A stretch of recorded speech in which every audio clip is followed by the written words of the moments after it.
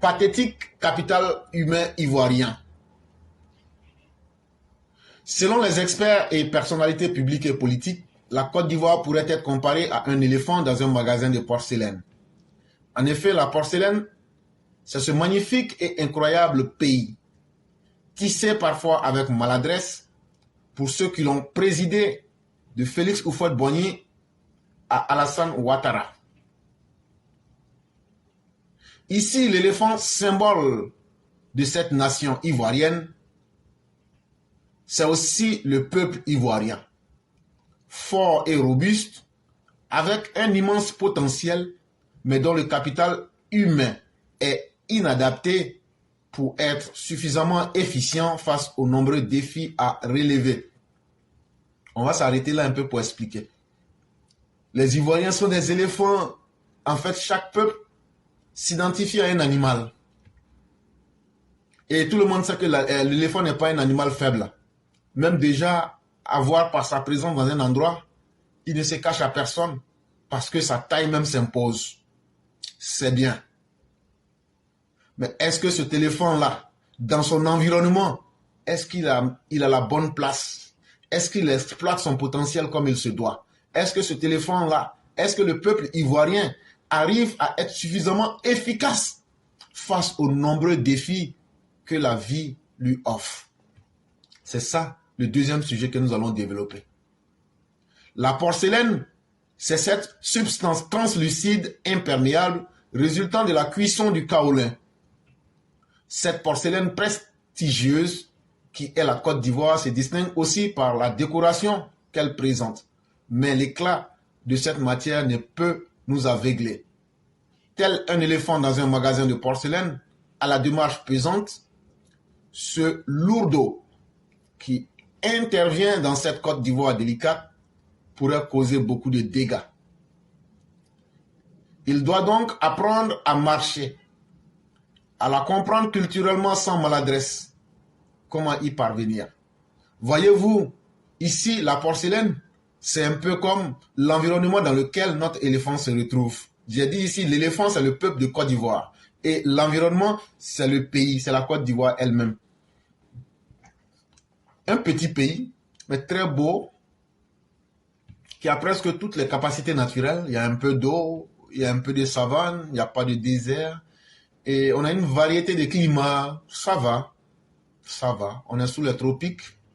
C'est bon. Il fait chaud parfois, et souvent ça va. On a quelquefois l'harmattan. Tout est bon. L'essentiel étant qu'il n'y a pas de conditions de vie extrêmes. Nous avons la chance de ne pas vivre le climat désertique. On a la chance de ne pas vivre le climat d'hiver.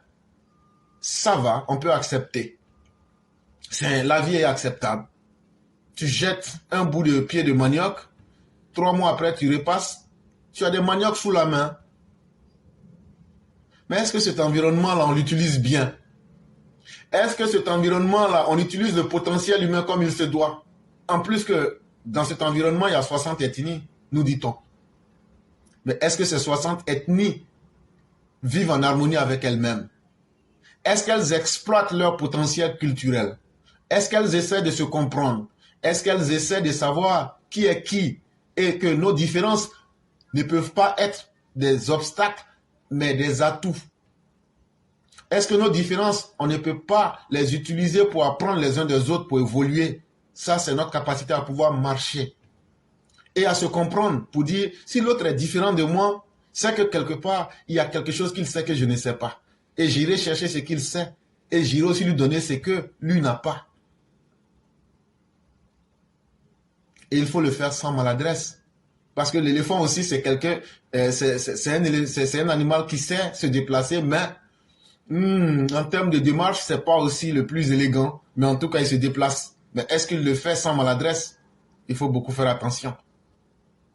Et donc, comment est-ce qu'on peut parvenir à réaliser une société où on peut exploiter le potentiel humain? Mais vous allez dire, mais le potentiel humain, c'est quoi? Le potentiel humain, c'est l'ensemble de toutes les capacités que tu as à l'intérieur de toi face à ton environnement ou face à une situation.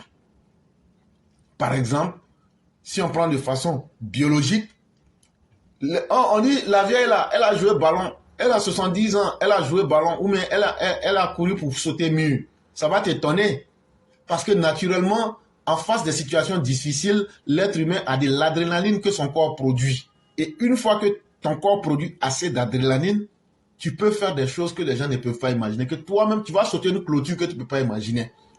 Mais quand l'effet de l'adrénaline finit là, tu te ressens, quand on dit, mais c'est toi qui as sauté la clôture là, tu dis, c'est pas vrai.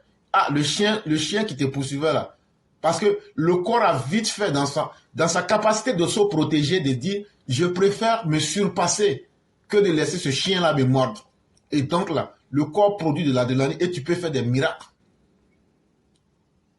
Mais il y a tout ça en toi. Mais il faut que des situations viennent te mettre en confrontation avec toi-même pour que tu puisses le savoir. Un éminent politologue a affirmé, je ne crois pas au Messie, car un homme seul ne peut tout changer, sauf avec la force, et donc un régime très autoritaire même, si l'idéologie défendue peut sembler noble, comme fut la gouvernance de feu Thomas Sankara. Certes, il faut s'appuyer sur des schémas directeurs, impulsés par une vision, mais rien ne se fera, ni ne se conservera sans les hommes. Le fameux capital humain si précieux.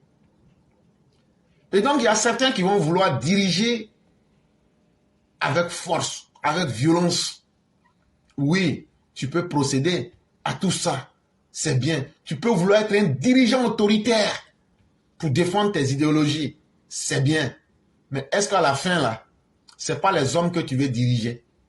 Si tu n'arrives pas à conserver les gens, que tu utilises la brutalité, l'autoritarisme, est-ce que tu ne détruis pas ton capital humain? Parce que c'est très précieux. Quelle est la taille de notre jeunesse? Est-ce qu'on peut accuser un jeune ou une jeunesse?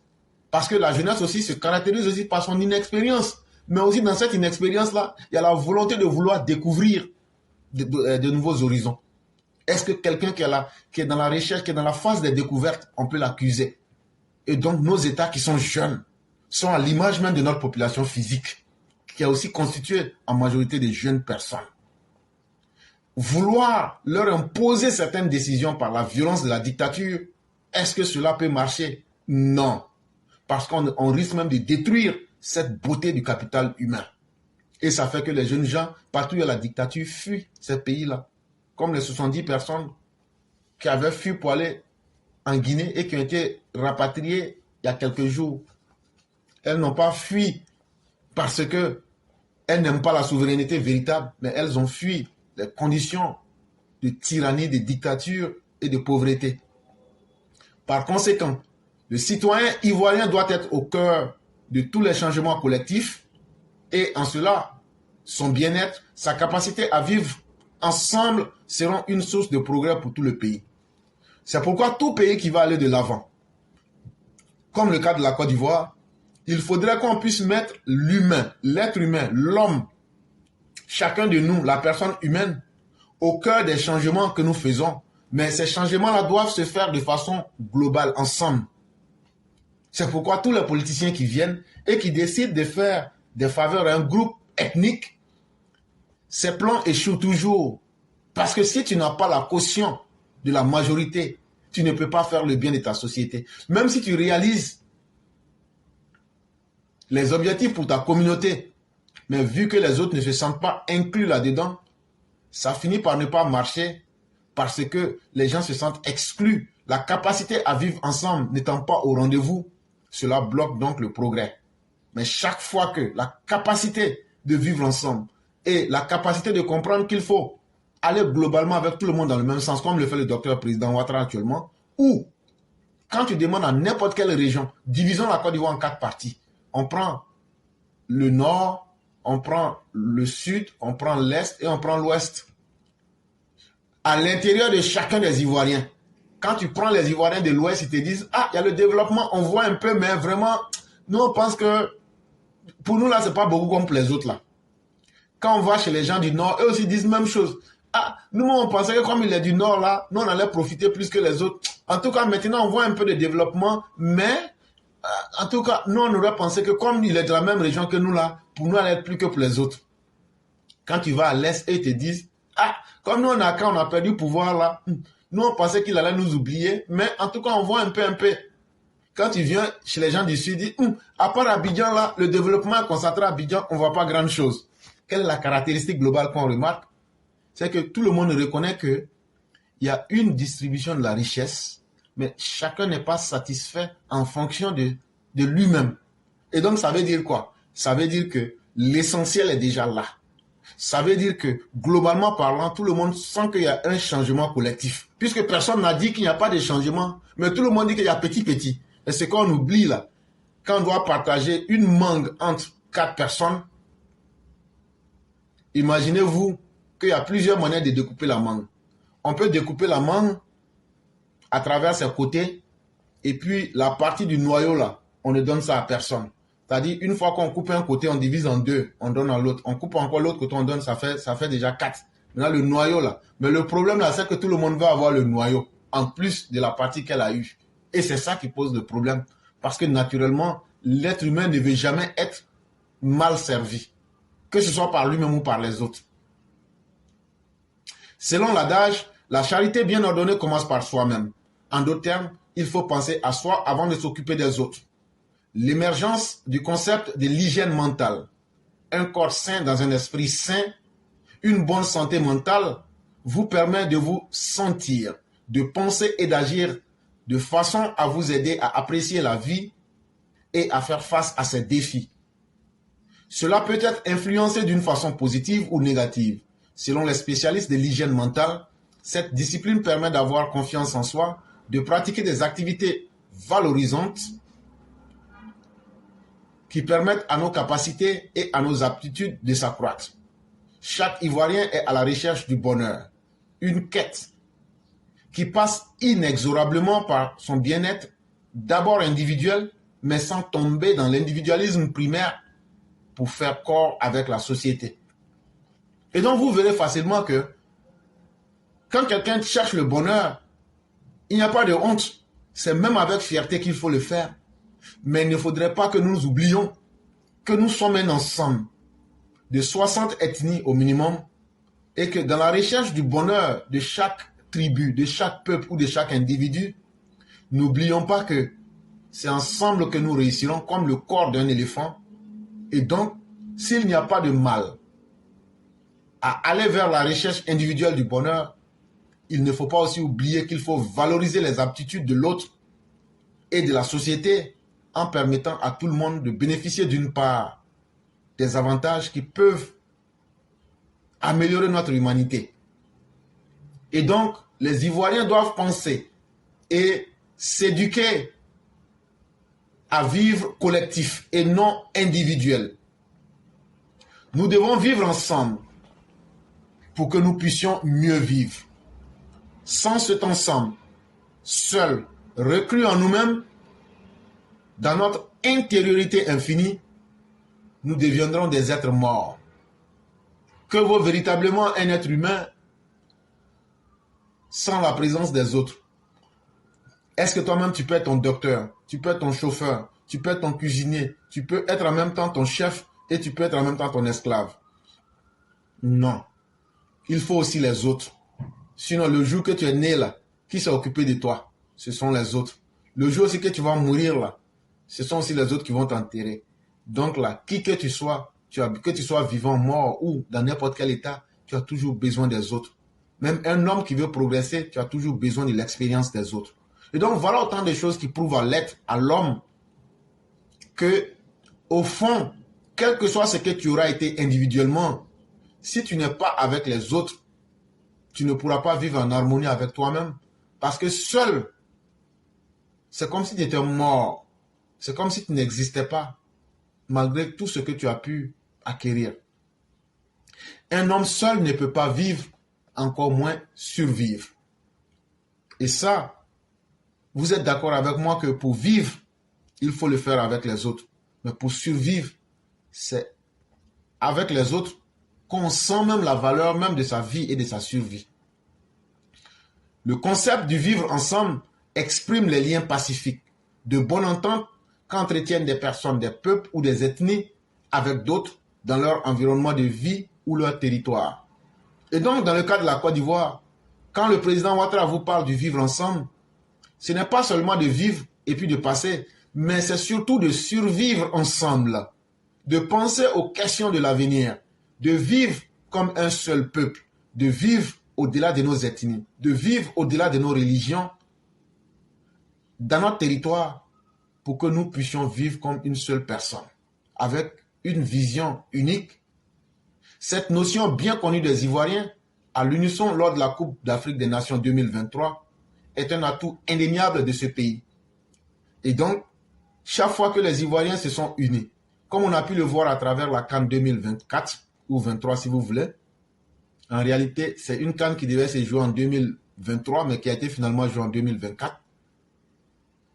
Et vous avez vu la beauté du peuple ivoirien quand il se met ensemble en tant qu'un seul peuple. La Côte d'Ivoire, terre d'hospitalité, est fière de sa diversité. Mais cet acquis, encore fragile, nécessite en permanence le respect de l'autre et le respect des normes qui s'imposent à tous. Mais ce que vous avez vu, c'est une belle chose. Mais ce sont les hommes qui doivent continuer à construire cette diversité-là et à unir les Ivoiriens dans leur diversité. Mais est-ce qu'avec les propos du genre, le match retour se jouera? Quand Danon Djedje va à Bondoukou pour dire qu'ils vont jouer le match retour, quand il parle du match retour, ça veut dire, comme je l'ai toujours dit, aujourd'hui, ils ont tous leurs militaires qui sont sortis. On va reprendre la guerre. Là où on l'a laissé depuis le 11 avril 2011, on va encore massacrer les Ivoiriens pour faire plaisir à Laurent Gbagbo. Pour eux, c'est ça faire de la politique. On va encore apporter les discours de la xénophobie, de la haine, du tribalisme pour diviser les Ivoiriens. Alors que la diversité est une chose toujours fragile. Parce qu'en face des questions et des réalités, chacun réfléchit en fonction de ce qu'il est et de ce qu'il a comme acquis et de ce qu'il a comme expérience de vie avant de chercher à comprendre l'autre. Au lieu de chercher à consolider, à construire et à rendre plus efficace notre diversité, quand on retrouve des personnes en permanence qui veulent transformer le manque de respect de l'autre, qui veulent transformer leurs mauvaises actions en valeurs de société pour l'imposer aux autres, cela nous rappelle à nous dire que ces personnes-là veulent détruire le capital humain. Parce que, je vous ai dit qu'en Côte d'Ivoire, près de 60% de la population, sinon même plus, est jeune, à moins de 35 ans. Imaginez-vous que des propos de guerre, de violence prennent racine. C'est ce potentiel humain-là qui est détruit intellectuellement, qui est détruit aussi physiquement lorsqu'on en arrive à des violences. Mais tout ça là, ça pose une question fondamentale. Est-ce que nous avons une conscience civique? Malheureusement, force est de constater qu'au sein du bateau Ivoire, certains soit ne sont pas à leur poste, soit ne sont pas des bons matelots. Ici, la Côte d'Ivoire peut être comparée à un bateau. Et quand tu prends le bateau ivoirien, tu vas trouver qu'à certains, on leur a donné le poste d'être des leaders, mais ils ne le méritent pas. Comme il y a certains aussi qui doivent être des membres de l'équipage qui ne font pas leur travail. Pourquoi? Parce que ceux qui ont été nommés comme des capitaines pour diriger le bateau, eux-mêmes sont dans les détournements, eux-mêmes sont dans les compromis politiques, eux-mêmes sont dans le mélange des genres, eux-mêmes donnent le mauvais exemple. C'est pas moi qui suis membre de l'équipage, là, je vais ramer, c'est faux. On compare ici la Côte d'Ivoire à un bateau où nous, les élèves de la classe, là, on dit, bon, vous prenez les pagaies et puis maintenant, vous allez ramer pour que le bateau puisse avancer. Mais en même temps que nous, on est en train de ramer, le capitaine avec ceux qui sont au devant du bateau, eux, ils sont en train de nous emmener à la mauvaise direction. Vrai là, est-ce que moi, j'aurai le courage de ramer? Pas du tout. Et donc, tant qu'on sera dans les compromis politiques pour libérer des criminels, tant qu'on sera dans les compromis politiques pour faire plaisir à certains au nom de la politique, tant qu'on sera dans les compromis politiques en écoutant l'extérieur pour plaire aux bailleurs de fonds, à nos partenaires extérieurs, mais en oubliant la réalité des Ivoiriens, on ne peut que tuer en eux la conscience du civisme et donc même la conscience patriotique. Et donc le manque d'exemple vient de l'incivisme. Et comme on nous le dit, le poisson pourrit toujours par la tête. Si la tête elle-même ne donne pas les exemples, il ne faut pas demander aux membres inférieurs d'être des modèles. Et donc, il faut se poser la question, on nous a parlé de l'Ivoirien nouveau. Mais c'est quoi l'Ivoirien nouveau? À quand l'émergence de l'Ivoirien nouveau?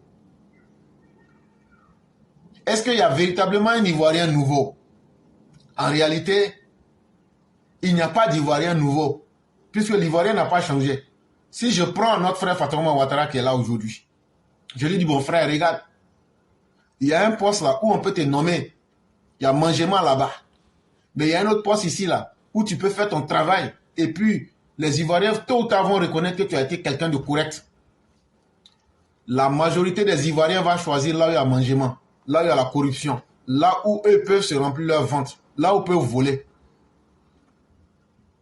Mais tout ça, c'est dû à quoi? Parce que aucun des régimes, de Félix Houphouët-Boigny jusqu'au président Ouattara, n'a travaillé sur l'homme ivoirien. On n'a pas travaillé à construire un homme qui puisse s'identifier dignement à son travail et au goût de l'effort qu'il peut donner à sa société pour qu'il soit jugé.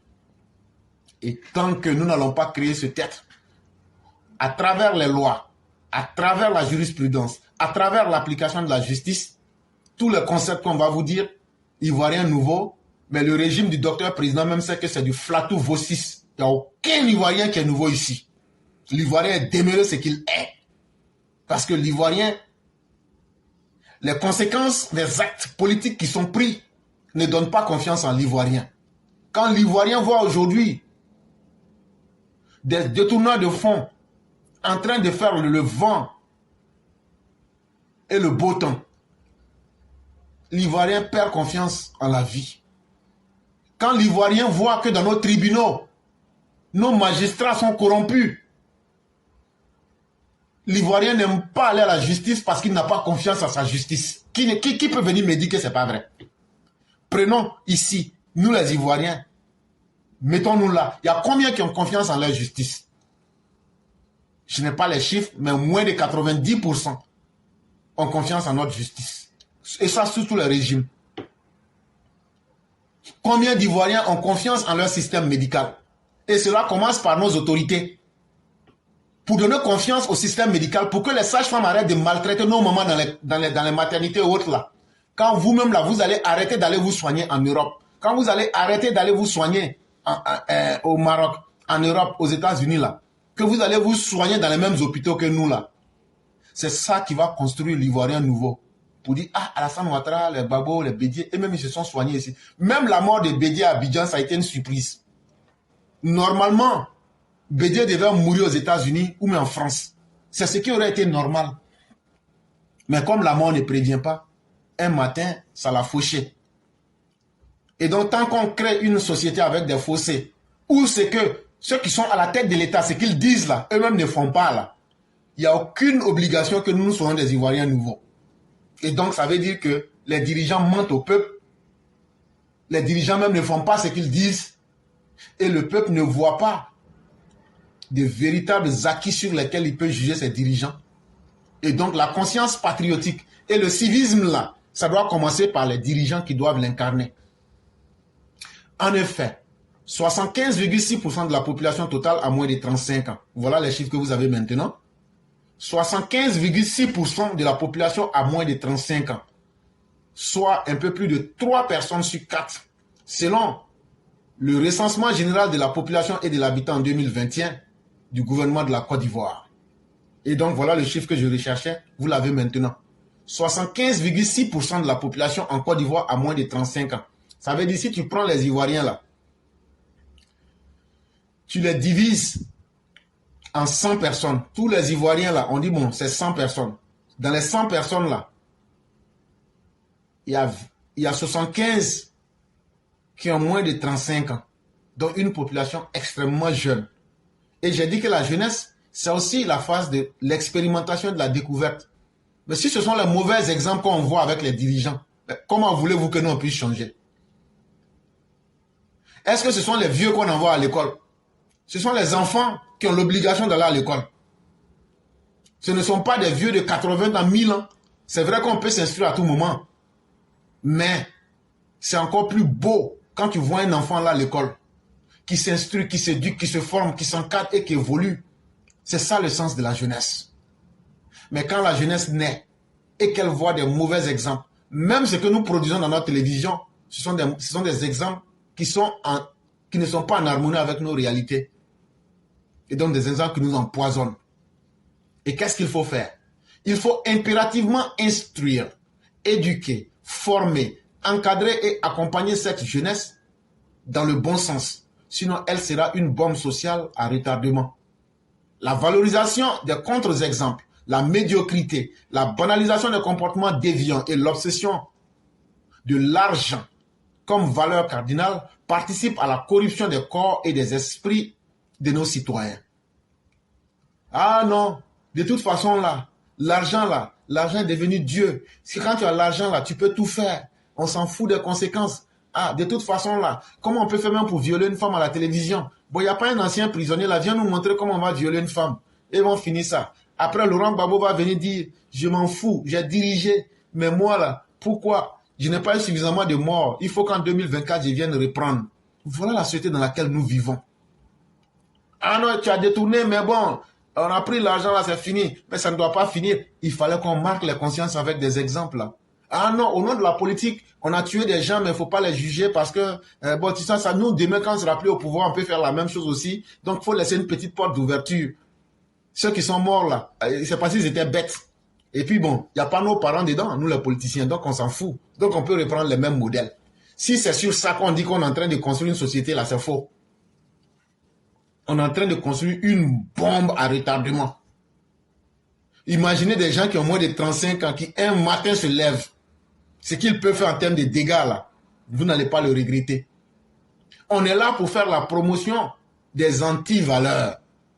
Aujourd'hui, dans un pays normal, là, les Laurent Gbagbo, les Simone Veil, les Blé Goudé, les Soro Guillaume, les Soul to Soul, tout ce que vous connaissez là, devraient être mis au banc de la société. Eux-mêmes devraient avoir honte de sortir. Mais aujourd'hui, c'est eux qui viennent, qui disent qu'ils sont des modèles. Il faut qu'on les suive. Il faut qu'on continue à faire la promotion des comportements déviants, des comportements de médiocrité. Comment des dirigeants peuvent avoir existé, comme Laurent Gbagbo, comme Henri Konan Bédié, ils ont posé des actes graves. Mais au rendez-vous de l'histoire, on ne les a jamais contraints à faire du mea culpa. On ne les a jamais contraints à savoir qu'ils ont fait du mal. On nous dit avançons seulement, c'est Dieu qui est au contrôle. Dieu n'est pas au contrôle parce que ce n'est pas Dieu qui descendra pour faire notre choix. Et c'est pourquoi il vous a dit dans Genèse 1, 26, 28, je vous ai créé à mon image. Je ne vais pas vous comparer à quelqu'un. Parce que moi, Dieu, là, on ne me compare pas à quelque chose. C'est les autres qui se comparent à moi. Et donc, vous, les êtres humains, là, je vais vous donner la capacité de vous confronter à vous-même. Comme de la manière, moi, là, on me juge en fonction de moi-même. On me compare à moi-même, là. C'est comme ça que je vais vous donner le libre arbitre pour que vous puissiez être confronté en face de votre conscience. Pour faire les choix qui vous sont les bons ou les mauvais. Tous les comportements qui sont dans la Bible et dans le Coran, on les a transformés en anti-valeurs. La corruption de nos corps. Tu vois nos enfants aujourd'hui, ils ne savent même pas ce que c'est que les tatouages. Aujourd'hui, ce que je vois, nos jeunes filles percent leur nez. Ça, chez nous, là, il y a une injure chez nous qui dit « nez percé, on dirait bœuf ». Je ne connais pas pour les autres, hein. Ou même peut-être que c'est moi, je suis rétrograde, mais je préfère être dans mon rétrograde. Mais il y a une injure, moi, dans ma langue qui dit, un homme là, quand tu es bête ou même tu te comprends, on dit ton nez est percé ou bien. Je ne sais pas si ça existe dans votre langue. Mais aujourd'hui, c'est nez percé là, aujourd'hui, qui est devenu modèle. Il y a des gens là, eux, tout leur corps est percé avec des tatous. Il y a des gens là, eux là, elles vont percer même leur langue. Faut pas percer langue, hein. Faut percer ton cerveau. Ce que tu oublies là, ça a des conséquences. Ce que tu oublies là, tu es en train de participer à un modèle et ces personnes, non, tu sais, je suis libre, hein. Moi je suis libre de mon corps. Moi là, je suis libre. Toi, tu penses que tu es libre. Mais est-ce que c'est ça la liberté? Parce que philosophiquement parlant, il y a cette notion-là. Il y a des gens qui pensent qu'ils sont libres, mais qui ne le sont pas. C'est comme quelqu'un qui est devenu prisonnier de l'argent. Ceux qui volent les corrupteurs là, ils pensent qu'en volant l'argent, ça va les libérer. Ils ont ce sentiment-là que plus ils vont accumuler l'argent volé, ça va les libérer. Plus ils vont prendre l'argent du peuple caché partout, ils seront libres. Mais plus tu voles, tu découvres que tes besoins grandissent. Parce que les banques où tu vas déposer, tu vas payer des impôts. Et toi-même, ta conscience à l'intérieur, plus tu voles, tu te dis que tôt ou tard, un jour, si on me prend, ça ne sera pas chose facile. Mais puisque tu t'es engagé déjà, tu as fait le choix dedans, voilà ça en face de toi maintenant. Et donc, tu peux penser que tu es libre. Cela ne te rend pas libre. Tu vas trouver quelqu'un dans sa petite case.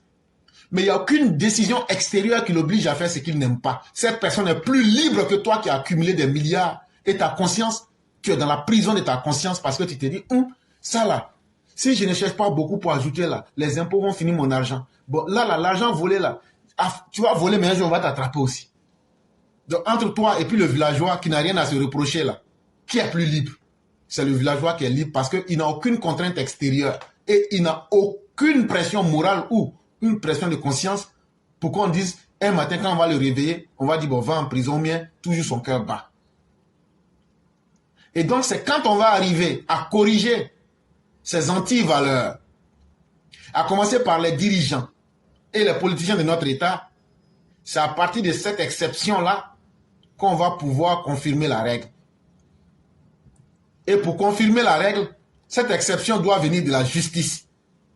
Et c'est à partir de la justice qu'on aura de la jurisprudence. Ça veut dire, les gens vont comprendre qu'on ne peut plus faire les choses dans le vent et que chaque acte aura des conséquences. Et chaque conséquence va être subie de la rigueur, de la manière la plus efficace possible.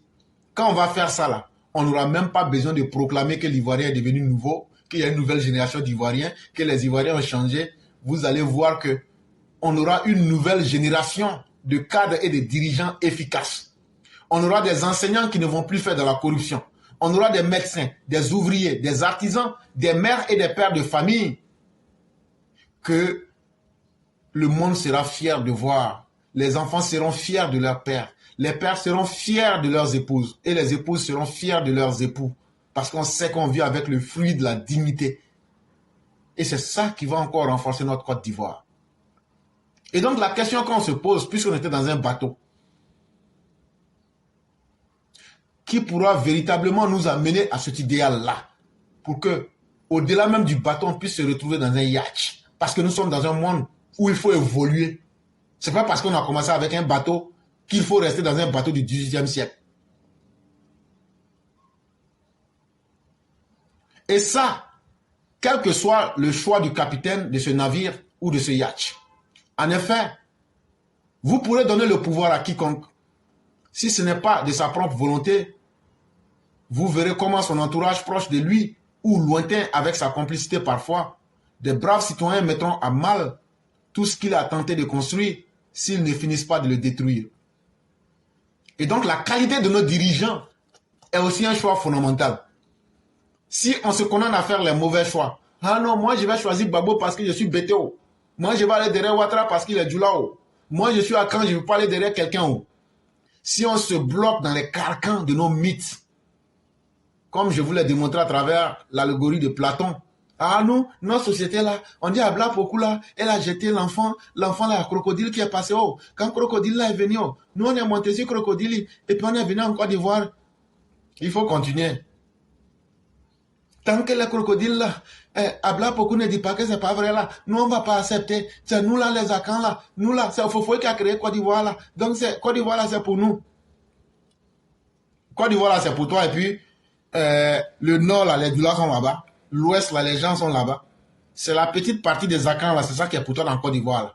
Sinon la Côte d'Ivoire ça t'appartient pas. Et puis vos mythes là, personne ne croit à ça. Donc là, c'est seulement entre vous là-bas que vous croyez à ça. Sundiata a enlevé Baobab avec ses dents, et Abla pourquoi a jeté quelqu'un, il y a un crocodile qui est venu. C'est les idiots qui croient à ce genre de choses-là. Et ça, c'était leur époque là-bas. Si ça marchait dans leur époque, ça ne marche pas forcément dans notre époque. Et qu'est-ce qu'on fait? Nous, on a besoin du concret. On n'a pas besoin d'un dirigeant qui est lié à sa tribu et qui veut prendre le modèle de sa tribu pour diriger d'autres citoyens qui sont dans d'autres tribus. Depuis quand tu as pris un modèle à Caen pour diriger un Djoula? Depuis quand tu peux prendre un modèle Krou ou pour juger un Akan? Ça ne marche pas. Et donc, il faut s'élever comme des surhommes au-delà de nos contingences, au-delà de nos particularités individuelles, pour dire, voilà le modèle que nous voulons. Et donc, quel que soit le dirigeant qui vient, en complicité avec son entourage proche, quand on vient, on veut diriger avec ses propres parents, si toi-même, là, même si tu es bon, là, ils vont t'amener en brousse. Parce que tu as mis la charrue avant les bœufs. Parce que tu as mis ta tribu avant le pays. Tu as mis tes proches avant l'intérêt du pays. Et quand c'est comme ça, on ne fera qu'aller de désillusion en désillusion. Et c'est pourquoi chaque fois, vous voyez, on a l'impression qu'il y a une répétition du cycle des malheurs en Côte d'Ivoire. Les pouvoirs changent, les mêmes réalités reviennent, les mêmes causes produisant les mêmes effets. On a l'impression qu'on est en train de patiner sur nous-mêmes. Une nation portée par un piètre capital humain est un bateau sans phare ni gouvernail. Pouvons-nous continuer à naviguer à vue encore longtemps? Et puisqu'on a décidé de faire les mêmes choses pour obtenir toujours les mêmes résultats, ayons le courage de nous demander, est-ce qu'on pourra continuer comme ça et puis s'en sortir? Est-ce qu'on pourra continuer? Depuis 1990, on est en train de faire les mêmes choses, on tue les pauvres. Les riches vont faire des deals entre eux parce que la politique est devenue un jeu d'intérêt. On tue les enfants des autres. Mais jusqu'à quand ce déni de la réalité là va marcher? Si on ne met pas fin à cette incapacité d'analyser la réalité et de l'accepter là, si on attend que la nature impose ses règles, ça va faire mal. Ça va faire mal. Parce qu'une société qui refuse de changer, qui fait semblant de ne pas voir le mal qui est en elle-même et qui attend que la nature se décide à changer, ce changement-là est brutal et ce changement fait mal. Le capital humain, priorité numéro 1. Le capital humain correspond à l'ensemble des connaissances, des compétences que les individus accumulent tout au long de leur vie et qui leur permet de réaliser pleinement leur potentiel en devenant des membres productifs de la société. Quand on parle de capital humain, là, ça ne veut rien dire. Ça veut dire simplement, les hommes que vous voyez là, les 75% de la population là, est-ce qu'on peut s'asseoir aujourd'hui pour se dire, qu'est-ce qu'on fait pour tirer avantage de ces 75%? Il y a d'abord une force de travail, il y a une force intellectuelle, il y a une force dans divers domaines qu'on peut retirer. C'est de former ces personnes, de leur permettre d'accumuler des expériences et de mettre ces expériences-là au service de leur société pour être des individus potentiellement productifs, des individus qui peuvent apporter quelque chose à leur vie, mais sans le savoir à leur société. Pour les pays qui n'investissent pas suffisamment dans ces forces vives, le prix de l'inaction est de plus en plus lourd. Et c'est pourquoi les pays qui n'investissent pas dans leur capital humain, vous voyez d'autres peuples comme le Mali, le Burkina, les gens viennent manipuler ce potentiel humain-là et on utilise ça contre les différents régimes. Ce n'est pas parce que ces gens-là sont bêtes, mais c'est parce qu'ils n'ont pas canalisé le potentiel humain et ils ne lui ont pas donné ce qu'il faut pour que ce potentiel humain-là puisse évoluer sereinement. Et quand c'est comme ça, les forces négatives peuvent toujours utiliser le potentiel humain dans la mauvaise direction. C'est comme un bateau. Est-ce que ce sont les capitaines qui viennent diriger le bateau? C'est les petites mains. Mais ces petites mains-là, quand elles ne sont pas heureuses, quand elles ne sont pas formées, quand elles n'ont pas une conscience là, mais quel que soit ce que le capitaine va dire là, si ces petites mains se disent non, on s'en fout là, on va diriger le bateau vers la mauvaise direction, elles peuvent le faire. C'est pourquoi vous voyez les soulèvements populaires dans ces pays-là. Sans capital humain, une nation ne peut pas du tout se maintenir dans la croissance économique durable, préparer une main-d'œuvre aux emplois plus qualifiés de demain, ni soutenir la concurrence dans l'économie mondialisée. Donc si on n'a pas une bonne main-d'œuvre là, on ne peut pas créer d'emplois qualifiés. Parce qu'on n'a pas eu à donner une bonne formation à ces personnes. On ne peut pas donc maintenir la croissance avec des gens qui ne sont pas bien formés. Ce n'est qu'une question de temps. On va s'effondrer. Et quand c'est comme ça, là, quel que soit le développement économique ou ce qu'on aura réussi, après, là, ça tombe à l'eau. Parce que le capital humain n'est pas bien formé. En 2019, la Banque mondiale a lancé le plan pour le capital humain en Afrique, en abrégé PCH, centré sur un plan d'action transformatrice. Dans un monde concurrentiel, imposé par la globalisation, il est plus important que jamais de comprendre pourquoi tous les pays doivent impérativement investir dans leur capital humain et protéger leur progrès durement acquis. En cela, la compétence doit être la priorité absolue et non négligeable pour mettre fin au clientélisme, au favoritisme, au népotisme qui ont été le nid de tous les gouvernants. Chers parents, le monde dans lequel nous sommes aujourd'hui, là, c'est un monde de compétition. Quand on dit la Russie, les États-Unis, là, c'est parce qu'ils sont mieux formés que nous et donc ça les rend plus efficaces que nous. Leurs écoles, là, on forme l'homme en fonction des besoins de son monde d'aujourd'hui et de demain. Mais nous, on est dans un système archaïque. On est dans un système de copier-coller qui est déjà caduc, dépassé.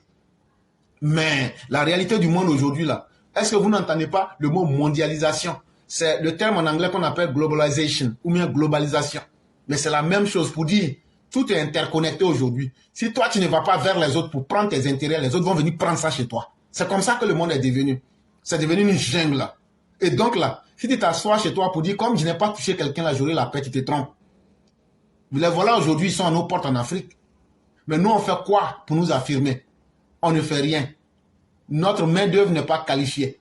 Alors que les autres ne font que accroître les qualités de leur main-d'œuvre à travers le niveau d'éducation. Chez nous, au Mali, on est en train de fermer les écoles. Les autres sont en train d'ouvrir des universités. Je veux parler du reste du monde. Chez nous au Niger, chez nous au Burkina Faso, imaginez toutes ces zones qui sont dans le désordre. Il n'y a pas d'école pendant 10 ans. Demain, là, est-ce qu'on ne pourra pas exploiter ces populations quand les autres ont eu 10 ans de plus pour s'instruire et réfléchir sur les questions du monde?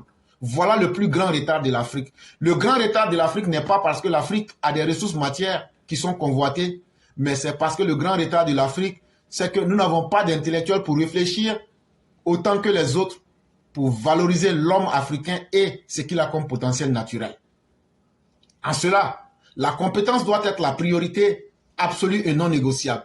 Et donc là, dans tous nos pays africains, là, la meilleure richesse qu'on a, c'est la jeunesse de notre population. Mais la deuxième richesse qui n'est pas du tout négociable, c'est qu'il faut former ces jeunes-là.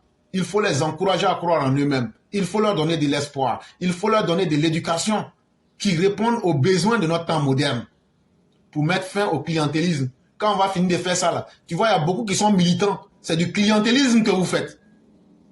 Je l'ai dit ici, quand on est en politique, un militant, c'est pas quelqu'un qui dit j'ai voté au. Non. Quand tu as voté, on t'appelle votant. Ton rôle, il est fini. Quand tu es politicien, tu es quelqu'un qui a décidé de se mettre au devant de sa société pour apporter un changement. Et donc, tu incarnes un idéal politique. Mais l'idéal politique que tu incarnes là, c'est à travers des gens. Et ce sont ces gens-là qu'on appelle des militants. Les militants, c'est ceux qui se disent, de la manière que le pays est dirigé là, nous on n'aime pas. Nous on a une autre manière de voir. Toi, tu décides d'être devant eux. Et donc là, ça veut dire vous avez un projet pour diriger votre société vers une autre manière de faire les choses qui, selon vous, est la meilleure. C'est ça les militants. Mais si, donc là, le militant n'a pas besoin d'argent. Le militant n'a pas besoin qu'on lui dise ce qu'il doit faire. Le militant sait où il va.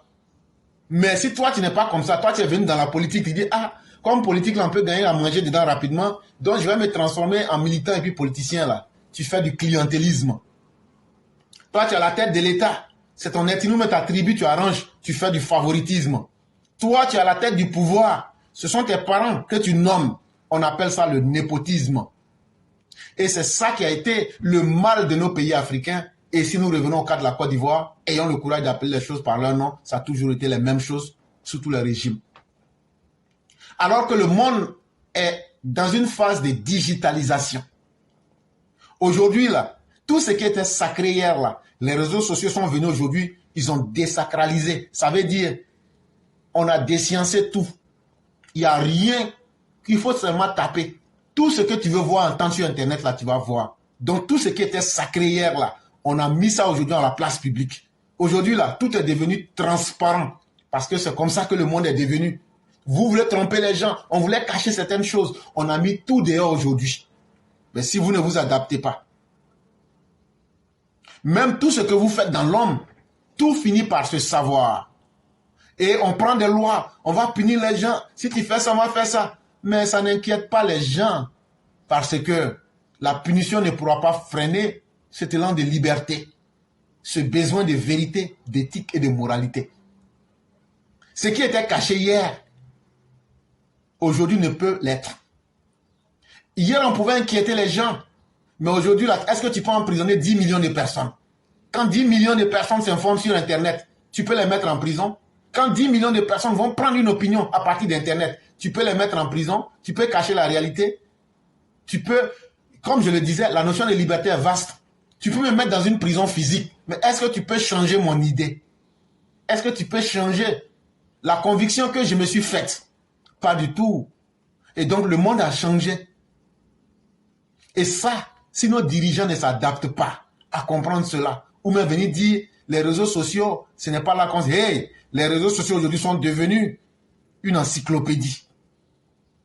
Il faut cesser d'arracher des maigres victoires par à coup.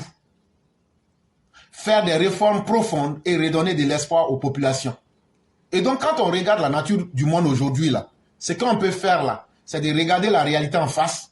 Un être humain n'a pas pour vocation de tout réussir, mais ce que vous pouvez réussir là, et ce que nous pouvons réussir ensemble, faites-le correctement, faites-le de façon profonde, faites-le de façon juste.